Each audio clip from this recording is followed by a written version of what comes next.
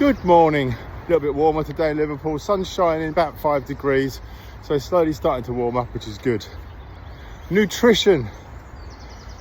Well, it's something I've known about, and especially food, having IBS all my life. I've had to be careful of food. No gallbladder means I have to be careful of carbohydrates anyway, which has been a bit of a blessing. And so I have always known hell of a lot about nutrition as far as training is concerned, because I obviously, some of you know, I used to swim, I've done bodybuilding, I've done powerlifting, I've played roller hockey, so I've known a hell of a lot about it in the past. And it's very interesting how science has now caught up with all the people that have trained to tell us that we were right. If you ever follow, or you don't follow the glucose goddess and follow some of the Zoe stuff. Don't obviously get involved in the program unless you can afford it, but it's extremely clever, extremely interesting. And obviously now it's been proved we need more protein than anything else, and it's protein that keeps us full up. Now the interesting thing about that is I couldn't eat the amount of meat these people eat on a carnivore diet because my system will not cope with it.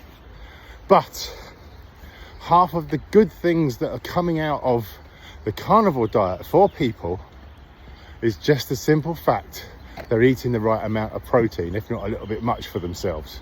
And in that protein, obviously they're getting all the amino acids they need, and they're basically, their body's getting everything they need.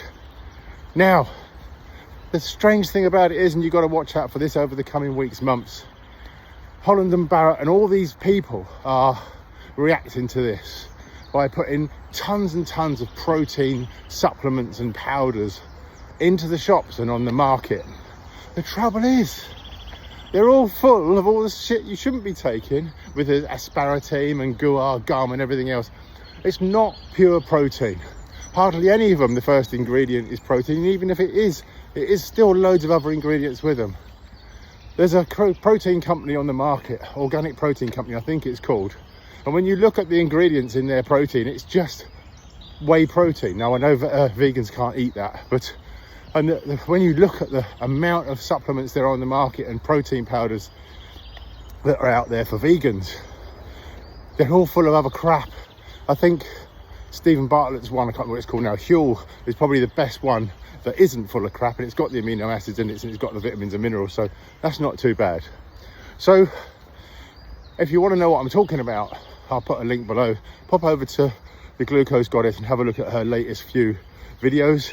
Very, very interesting about diet and everything we should be eating and everything we shouldn't be eating, especially glucose spikes. And at the end of the day, glucose spikes are probably responsible for my stroke, and that's about it. So